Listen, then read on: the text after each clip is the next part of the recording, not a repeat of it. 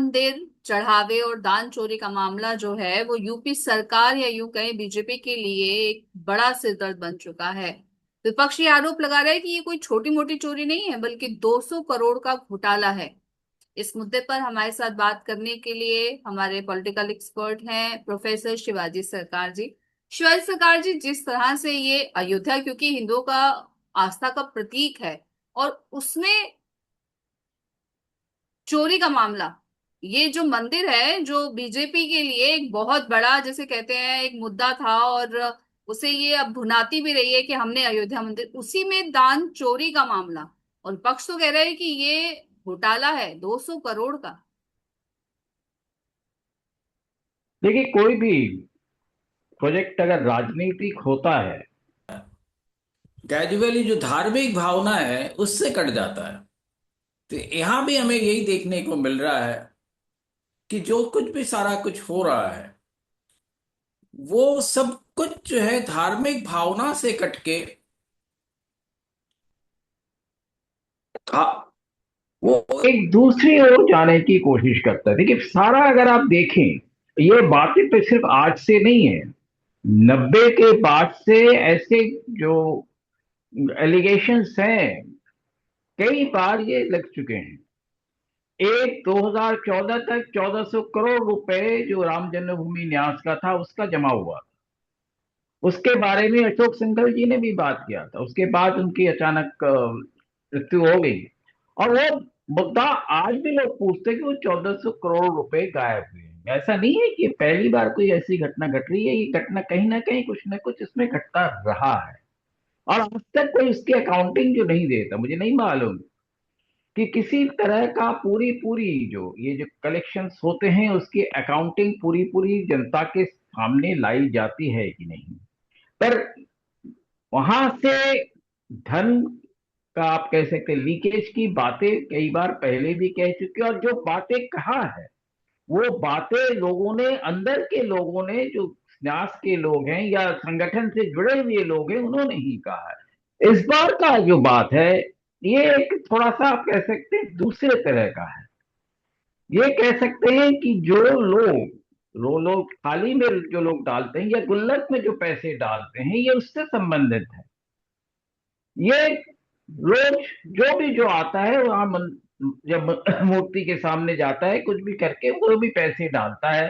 तो उसमें कम से कम से हो सकता है, लोग ज्यादा से ज्यादा भी देते हैं। इस प्रकार के जो जो भी कलेक्शंस होते हैं वो एक साथ कलेक्ट करके, और कैश ही होता है मोस्टली। उसके अलावा भी होता है, सोना भी होता है, चांदी होता है। सिंधी समाज ने एक शिकायत की है कि उन्होंने चांदी के कुछ बार्स दिए थे और वो जो है वो गायब हो गए। ये भी खबर आई है कि कुछ सोने की चीजें दी गई थी, सोने को सुखाने के लिए रखा गया था और उस पर बाकायदा एफआईआर लॉन्च है वहां। सोने को कैसे भीगा था ये मुझे नहीं मालूम, पर सोने को सुखाने के लिए छत पे रखा गया था। और एक काफी बड़ा रकम के जो सोना था वो सोना बंदर उठा कर ले गए। इस पर अयोध्या में एफआईआर भी लॉन्च है। तो ये इस तरह की चीजें जो हैं, सामान्य रूप से जो छोटे छोटे मंदिरों में भी हम लोग सुनते रहते हैं कि कुछ ना कुछ जो है जो गुल्लक में से पैसे निकलते हैं या जो थालियों में पैसे आते हैं, उसकी थोड़ी हेराफेरी हर जगह होती है। ऐसा ऐसा शायद ही कोई मंदिर होगा जहाँ इस तरह की घटनाएं नहीं घटती है। और बहुत क्लोज मॉनिटरिंग के बाद भी कई बार लोग कहते हैं चलो छोटी मोटी बातें, अब इसका क्या है, पुलिस पे करना वो करना, फिर पर परेशानियां बढ़ेंगी। तो ये सारी चीजें आती नहीं है। और एनसीआरबी के रिपोर्ट में भी अगर आप देखें ये चीजें दर्ज हैं, पर इसको सामान्य चोरी की तरह दर्ज किया गया है। तो ये इस तरह की चोरी, इस तरह के तमाम सारी चीजें जो हैं, अगर बहुत सारे आप रिपोर्ट्स पढ़ें तो आपको तरह तरह की चीजें ये मिलती रहेंगी। इस बार भी जो हुआ है ये एक बड़ा इंटरेस्टिंग तरीका उन्होंने अपनाया है। जो अभी तक जो एसआईटी को बताया गया है और जो रिकॉर्डेड है वो ये है कि जैसे कि हर एक जो है 100 नोटों की जो बंडल बनी, तो 100 नोटों की बंडल जो 10 जो बन गई, मान लीजिए कि 50,000 के एक एक बंडल हैं, तो 10 बंडल के मतलब 5 लाख रुपए हो गए। और उसमें से जो है 3 बंडल जो है एक्स्ट्रा उसमें डाल दिए जाते थे। और जब बैंक में जमा करना होता था उससे पहले ये हटा लिए जाते थे। ये एसआईटी को कहा गया है। यानी कि आप समझ सकते हैं 5 लाख में अगर 1.5 लाख रुपए हर 5 लाख की बंडल थे, इस तरह से उसको हटाया गया। और अब कितना रुपया इधर से उधर हुआ, अब सही ढंग से इसका पता चलेगा कि नहीं चलेगा। एसआईटी जांच कर रही है, एक प्रिलिमिनरी रिपोर्ट भी उन्होंने दे दी है। पर एसआईआर के साथ भी सबसे इंटरेस्टिंग चीज एक ये भी है कि एसआईआर तो हो गया है, पर कोई एफआईआर अभी तक उसका नहीं हुआ है। इसलिए किसके खिलाफ मुकदमा होगा, किसके खिलाफ क्या होगा, पर हाँ उन्होंने काफी लोगों के खिलाफ बातचीत की है, और उन कईयों का नाम एसआईटी ने दिया हुआ है। तो इसलिए उस पर जो है सारी कार्रवाई जो है उन कुछ लोगों पर हो सकती है। पर ये रकम निश्चित रूप से ही 200 करोड़ बताई जा रही है, कम ज्यादा कुछ भी हो सकता है। जी। लेकिन जिस तरह से अगर ये बात की जाए कि जो मंदिर है उस पे ये जो इस दान चोरी का मामला है, क्योंकि आप ये कह रहे हैं कि छोटी मोटी चोरी होती रहती है, ठीक है होती रहती है, लेकिन अगर अयोध्या की बात की जाए तो अयोध्या तो एक बहुत बड़ा एक इतना बड़ा मुद्दा था कि पूरा देश एकजुट था कि नहीं अयोध्या में, और लोग आस्था के नाम पर क्या नहीं वहां पर देते हैं। अगर लोगों को या देश के लोगों को ही ये लगेगा कि अयोध्या जैसे वो हिंदुओं का एक आस्था का प्रतीक, जैसे देश का बहुत बड़ा मान उसे मानते हैं, अगर वहां पे चोरी की घटना होती है तो ना केवल देश के साथ एक विश्वासघात है, यूपी सरकार पर भी एक डेंट लगता है। बेशक आपने सही कहा है। इस वक्त जो है बात ये नहीं है कि चोरी हुई और कितनी हुई। चोरी ये हुई कि भक्तों ने आस्था के साथ जो भी कुछ दिया गया है उस पैसे का जो है सामान्य रूप से साइफनिंग हुई है, और उस वक्त वो पैसा जो है वो चोरी हुआ है। और इससे जो है भक्तों की जो आस्था है उस पर जो है बहुत जबरदस्त आंच आई है। एक कभी एक रिपोर्ट आई है इसी इन्हीं सारी घटनाओं के बाद जो है।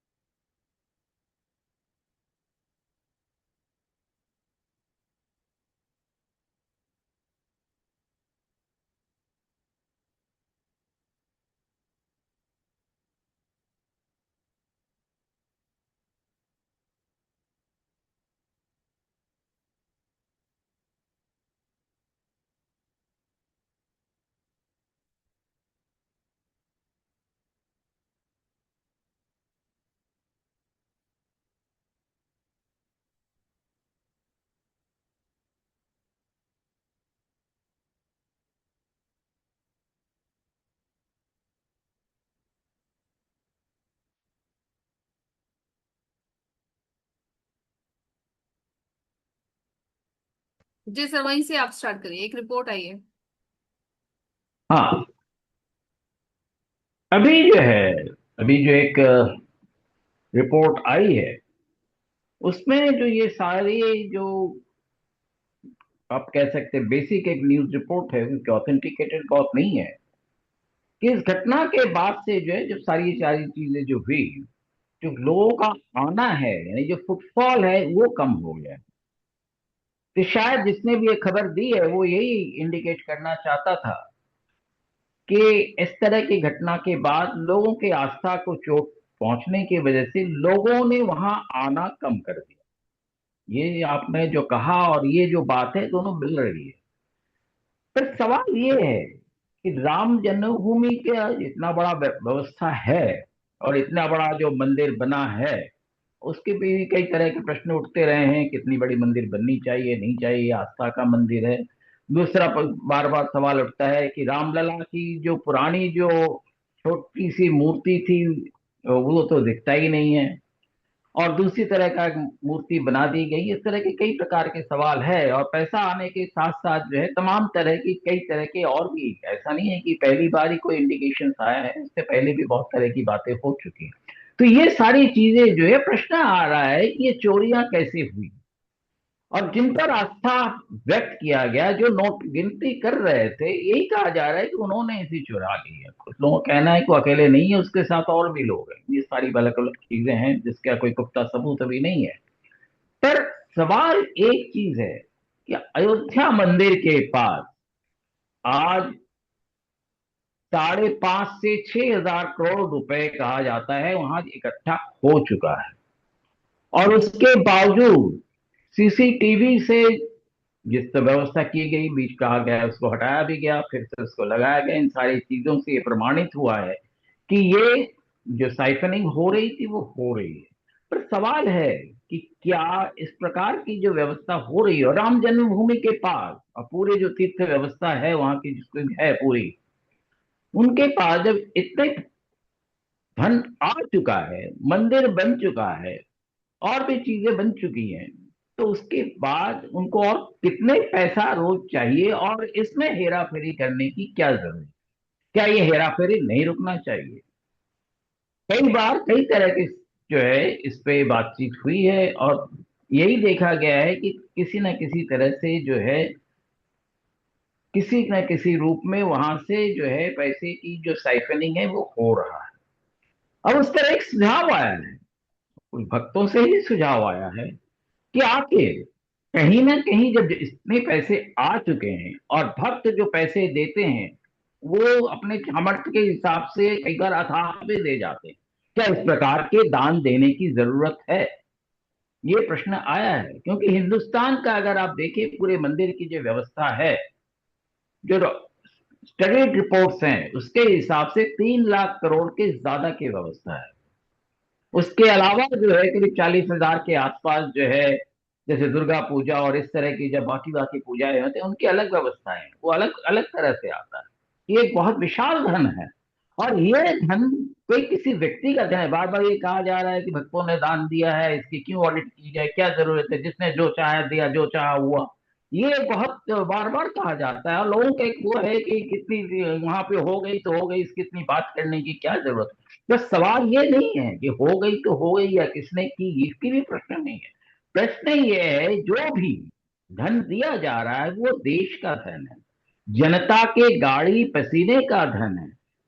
भक्ति श्रद्धा से जो दिया जाता है, लोग तिल करके जमा करके उसको देते हैं, और वो धन, अरे वहां जिसके लिए आपने दिया है, राम जी के लिए जैसे यहाँ दिया है, वो धन अगर वहां नहीं पहुंच रहा है तो आखिर उस धन का क्या है, ये तो जनता को जानने का अधिकार है। तो इसलिए एक सुझाव आया है कि 1 रुपया जो है, 1 रुपए से ज्यादा धन के पास अथाह धन आ चुका है, जो भी थाली पे कम से कम जो दे रहा है, 1 रुपए से ज्यादा किसी को न देने दिया जाए। उसके 2 कारण बताए जा रहे हैं कि 1 रुपए दे जाने से, अब ये जरूरी नहीं है कि हर भक्त देता हो, पर यह माना जाता है कि हर भक्त कम से कम 5 रुपए देता होगा। ये कोई स्टडी वो नहीं है, ये एक आकलन है। ये कम से कम कुछ पैसा देता है रोज, जो भी भक्त आता है पैसा जरूर देता है, ये एक सामान्य सी चीज। तो आप मान लीजिए एक भक्त पे 1 रुपया देता है, तो एक भक्त 1 रुपए के हिसाब से भी महीने में वो 25 से 30 लाख रुपए महीना हो जाता है, करीब करीब। और पूरे साल में अगर आप देखें उसके बाद वो भी जाके 100 करोड़ से ज्यादा कम से कम होगा। तो ये इतनी सब पैसा आ सकता है, इतनी सारी सब पैसा जब बच सकता है और जमा हो सकता है, 1 रुपए के उस पर क्यों नहीं दिया जाता? तो लोग कह रहे नहीं, जो की आस्था ज्यादा देना चाहते हैं उनको देने दीजिए। दूसरों का कहना है कि देने देने में कोई इतराज नहीं है, पर जितना ज्यादा पैसा आएगा फिर उतनी ज्यादा जो है उसमें से साइफनिंग होगी, उसको आप कैसे रोकेंगे? 1 रुपए की व्यवस्था इसलिए कहा गया है कि हम, जिन्होंने कहा है कि 1 रुपए की व्यवस्था इसलिए कहा गया है कि 1 रुपए की व्यवस्था से 2 चीजें साफ हो जाती है। एक तो कमोबेश जितने लोग आ रहे हैं राम मंदिर में, रोज का हिसाब रह जाएगा, जितने लोग आए हैं उतने हिसाब से उतना ही पैसा मिल जाएगा, ये भी क्लियर हो जाएगा। तो एक ट्रांसपेरेंसी है, अकाउंटिंग की भी एक ट्रांसपेरेंसी कह सकते, पैसा आने की ट्रांसपेरेंसी कह सकते, वो सारी चीजें उसमें साफ हो जाएगी। और जब इतना पैसा ही आता रहेगा तो अमूमन जो है इस तरह की साइफनिंग की गुंजाइश नहीं रहेगी। एक तो ये बात है। दूसरी जो लोग कहते हैं कि ये जो 1 रुपए का जो व्यवस्था है ये टेस्टेड है। ये तमिलनाडु के पल्लवन ट्रांसपोर्ट कॉरपोरेशन जो है, जो सरकारी ट्रांसपोर्ट कॉरपोरेशन है, और उसके बाद बाकी सारे सरकारी ट्रांसपोर्ट कॉरपोरेशन ने उसे अपनाया। जो टिकट इश्यू करते थे एक जमाने में, आपको याद होगा, एक टिकट के साथ कई तरह टिकट मिला के एक पर्टिकुलर फेयर एक डिस्टेंस का बनता था। जैसे 20 रुपए का फेयर हुआ तो उसके लिए 3-4 टिकट मिला के बनाए जाते थे। तो उसमें पल्लवन ने क्या किया, उसमें 1 रुपए का एक टिकट जरूर रखा। तो 1 रुपए का जो टिकट होता था उससे ये पता चल जाता था कि कितने पैसेंजर आए हैं और उसके हिसाब से क्या धन आया होगा। और ये भी फॉर्मूला फिर सारे हिंदुस्तान के जो ट्रांसपोर्ट कंपनीज हैं उन्होंने इसको स्टडी करके उन्होंने अपने आप में लागू किया, और उससे जो है हजारों करोड़ की, क्योंकि आज से काफी सालों पहले की बात मैं बता रहा हूं, हजारों करोड़ की जो पैसे की साइकिलिंग हो रही थी वो रुकी। तो वही बात है, आज जो है राम मंदिर के लिए कहा जा रहा है कि राम मंदिर के पास पैसा है, लोगों पर आप एक चेक लगा दीजिए, 1 रुपया दे, और जो आएगा राम जी के लिए होगा, और एक ट्रांसपेरेंसी रहेगी। पर कई लोग जो है वो ट्रांसपेरेंसी नहीं चाहते। कई एक नेता जो है वो आपस में जब बातचीत किया और जब बाहर आए तो उन्होंने कहा कि अरे भाई ट्रांसपेरेंसी हो जाएगी तो बड़ी प्रॉब्लम हो जाएगी, अब क्यों होगी मुझे नहीं मालूम। तो ये सारी बातें जो हैं, क्योंकि देखिए मंदिर में आज सिर्फ एक राम मंदिर ही नहीं है, आपके दक्षिण भारत के तिरुपति से लेके पद्मनाभ स्वामी तक तमाम मंदिरें हैं जहां अथाह धन है। और वहां वो ये भी है कि कई मंदिरें जो हैं कई तरह के चैरिटी के काम, स्कूल्स, यूनिवर्सिटीज, ये सब भी चलाते हैं, ये भी लेकिन है। सबसे बड़ी बात है कि अगर जैसे कि यहाँ पे ये मंदिर का अगर बात की जाए कि अथाह संपत्ति यहाँ पर आती है, क्योंकि अब ये विवाद इतना बड़ा हो चुका है और चोरी की मामला जो है वो तो सामने आ ही चुका है, तो क्यों नहीं ये किया जाता है कि अगर जो दान का पैसा आ रहा है, ये भी एक ट्रांसपेरेंसी होनी चाहिए ना कि आखिर उस पैसे का क्या किया जा रहा है, किन लोगों के हाथों में ये जा रहा है। अगर ट्रस्ट भी है तो ट्रस्ट उन पैसों का क्या करता है, देख रेख में इतना पैसा, बिल्कुल। क्योंकि लगातार इतना पैसा आ रहा है, अगर देख रेख की भी बात की जाए तो कितना पैसा देख रेख में लगता होगा, बाकी पैसे का आखिर होता क्या है। आपका सवाल बिल्कुल जायज है। अब इस ये सारी घटनाओं के बाद जो भी एसआईटी बना, जो कुछ भी हुआ, कौन इन्वॉल्व है कौन नहीं है, तमाम तरह के लोगों के नाम लिए जा रहे हैं, नहीं लिए जा रहे हैं, क्या सच्चाई है नहीं है अभी किसी को नहीं मालूम। पर लिए बहुत तरह तरह के लोगों के नाम लिए जा रहे हैं, और कई लोगों के नाम ऐसे लिए जा रहे हैं, और उसके साथ ये भी कहा जा रहा है कि कुछ ऐसे लोग भी हैं जो इससे जुड़े हुए हैं जिनसे कोई प्रश्न नहीं किया जाता है, क्योंकि उनके वहां इतना जबरदस्त रसूख है कि उनसे कोई पूछ नहीं सकता है, ना उनसे किसी के पूछने की हिम्मत है। तो एसआईटी ने अभी वो शुरुआत की है। आपका जो सवाल है कि ये क्यों हो रहा है, देखिए एक चीज समझ लीजिए, जहां भी पैसा आता है एक सामान्य ह्यूमन वीकनेस होता है, मानवीय आप कह सकते हैं कमजोरी होती है। इस तरह की बातें शायद ही ऐसा कहाँ हो जहां इस तरह से पैसा आता हो, वो उसको कितना कम किया जाए, यही है जी। और वो किस तरह से कम किया जाए वो क्या आस्था के हिसाब से है। दूसरी चीज ये है कि जो लोग काम कर रहे हैं उनकी नीयत पर है, उसमें अगर कहीं फर्क आ रहा है कहीं भी, जैसा कि यहाँ पर देखने को मिला है, तो उसमें फिर रोक पाना आसान नहीं होता है। कहीं एक ना और कहीं राम सवाल मंदिर की। एक और सवाल है कि जी। ये तो दान चोरी का मामला है, हम ये मान रहे हैं कि आस्था पर एक चोट हुई है, लेकिन इसके साथ ये एक पॉलिटिकल इशू भी है। जिस तरह से विपक्ष इस पूरे मामले को ले रहा है, लेना भी चाहिए। अगर अब देखा जाए तो ये यूपी में गवर्नमेंट के लिए कितना बड़ा चैलेंज होगा, क्योंकि ये कहना तो बिल्कुल सही बात है कि डेंट तो यूपी सरकार पर लग चुका है। अब वो इस बेशक। पर को कैसे निपटेगी, क्योंकि ये बहुत बड़ा मामला है और लोग सीधे इससे कनेक्ट कर रहे हैं, और लोगों की मेमोरी चाहे कितनी भी शॉर्ट क्यों ना हो, पर इस मामले को भुलाना थोड़ा मुश्किल तो होगा। बेशक बहुत मुश्किल होगा, क्योंकि पहले की 1400 करोड़ के रुपए जो है वो भी मुद्दा, बार बार ये बातें उठ रही है, आजकल ही बात हो रही है दोबारा कि वो पैसा कहाँ गया है। फिर इस तरह की जब भी घटनाएं जो घटी हैं उसमें जो आई है उसकी बातें हो रही है। ये निश्चित रूप से उत्तर प्रदेश सरकार की और पूरे आप कह सकते हैं कि आरएसएस से लेके बीजेपी तक के संगठन पे सीधे सीधे कई तरह से इस पे उंगलियां उठ रही है। विश्व हिंदू परिषद के जो कार्यकारी अध्यक्ष हैं अशोक कुमार जी, उन्होंने भी कहा है कि ये बहुत गलत बात है और इस पर जो है बहुत जबरदस्त कार्रवाई होगी।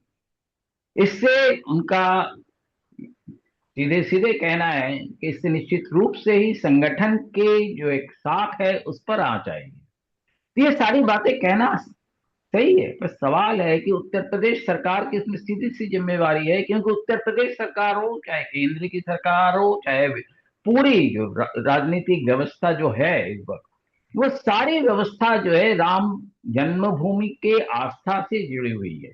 और इसको अगर सही ढंग से ट्रांसपेरेंट नहीं किया जाता है, निश्चित रूप से ही इस पर और भी सवाल उठ सकते हैं। और दूसरी चीज, अब बार बार ये एक सवाल ये भी आता है, दक्षिण के तमाम मंदिर जो हैं, यहाँ तक कि कश्मीर के भी मंदिर, वैष्णो देवी वगैरह भी जो है, इसी तरह तरह के आरोप लगने के बाद वैष्णो देवी का तो विशेषकर जो वहाँ के राज्यपाल रहे हैं जगमोहन जी, उन्होंने विशेष तरह से पूरा वैष्णो देवी श्राइन बोर्ड का पुनर्गठन किया और वहां पे सारी व्यवस्थाएं सरकार के देख रेख में होती है। और जब से सरकार के देख रेख में होती, इस तरह की बात नहीं आई है। तो इसलिए अभी इसके अलावा पहले जो एक आंदोलन चल रहा था, कुछ लोग चला रहे थे कि मंदिरों को सरकार क्यों देखे, क्यों जरूरत है, क्या जरूरत है, पर हमने भी ये महसूस किया है, मंदिरें जहां भी सरकार के सीधे सीधे संरक्षण में है, सीधे सीधे सरकार के सुपरविजन में सारे काम होते हैं, वहां इस प्रकार की जितनी भी घटनाएं होती रहती है, चाहे असम का कामाख्या का मंदिर रहा हो या दक्षिण के तमाम मंदिर रहे हों या देश के कहीं और जगह पे आपको उत्तराखंड के जो चार धाम के जो मंदिर कहलाते हैं, केदारनाथ, बद्रीनाथ, गंगोत्री और यमुनोत्री के, वो सब भी वहां का जो है, जो सरकार की एक बोर्ड है जिसका एक एग्जीक्यूटिव ऑफिसर होते हैं, वो इन चीजों को देखते हैं, भले ही बाकी सारे लोग काम करें, पर अकाउंटिंग में अभी तक कहीं कोई भी, इसीलिए जब से सरकार ने लिया है उस पर कोई जो है किसी ने आंच नहीं उठाई है। तो कहीं ना कहीं लोग घुमा फिरा के यही कह रहे हैं कि राम जन्मभूमि की जो मंदिर है वहां भी इसी व्यवस्था को क्यों ना कायम किया जाए। सरकार जब सारी व्यवस्था को कर सकती है, सरकार जब सारी चीजों को देख सकती है, सरकार के लोग जब देखते हैं, तो निश्चित रूप से ही कहीं ना कहीं जो है एक अकाउंटिंग प्रॉपर हो जाती है और चीजों जो है इस तरह से गायब नहीं हो पाती है। तो उस व्यवस्था को क्यों ना कायम किया जाए, ये जो है बात हो रही है। और अब वो बात जो है अब जोरों से हो रही है कि सरकार को ही सीधे सीधे इन चीजों को देखना चाहिए जब इतना अथाह धन आता है। और दूसरी चीज, ये जो अथाह धन आता है, हो सकता है ये देवोत्तर संपत्ति कहा जाता है कि देव का है, भगवान का है, वो सारी चीजें हैं, पर वो जो पैसा है आखिर किसका? मुल्क का है, जनता का है, भक्त का है। और ये भक्त के भलाई के लिए ही ये काम में आना चाहिए। उसमें अगर थोड़ी सी भी चोट आती है तो एक बहुत बड़ी चोट भक्त को लगती है। और इसीलिए जो है ये बात फिर से आ रही है कि सरकार ही जो है जहां भी इस तरह की पैसे की व्यवस्था हो, तो इसकी जो रख रखाव का जो पूरा सुपरविजन जो है वो सरकार करे, जैसे केदारनाथ बद्रीनाथ में होता है वैसे और जगह भी हो सकता है। और ये बात राम जन्मभूमि के लिए भी बार बार कही जा रही है। तो ये क्या कहा जा रहा है, क्या होगा नहीं होगा, पर निश्चित रूप से आपका जो सुझाव है, ये जो अकाउंटिंग की व्यवस्था है उसमें ट्रांसपेरेंसी, और ट्रांसपेरेंसी के साथ एक प्रॉपर सिक्योरिटी की जरूरत है, जिससे कि लोग यही समझे कि ठीक है, हमारा जो भी पैसा जा रहा है वो सही ढंग से इस्तेमाल हो रहा है। अब आप देख लीजिए वैष्णो देवी का जो है, वैष्णो देवी के नीचे रहने की व्यवस्था से लेके ऊपर रहने की व्यवस्था से लेके पूरा जो इंतजाम, सफाई के ना सब कुछ जो है, वो सारी चीजें जो है सरकार का यही ट्रस्ट देख रही है। सरकार के संरक्षण में ये सारी चीजें हो रही, तो वहां हो सकता है, तो निश्चित रूप से ही आपका जो प्रश्न है कि जनता की आस्था बनी रहे, उसके लिए निश्चित रूप से ही ये जरूरी है कि इस प्रकार का जो व्यवस्था सरकार का है, वो व्यवस्था जो है उत्तर प्रदेश सरकार इन चीजों को पहले भी कर चुकी है। पहले उत्तर प्रदेश सरकार ही जो है पूरे मंदिरों का जो पूरे इंतजाम वही करती थी, अब उत्तराखंड सरकार कर रही है।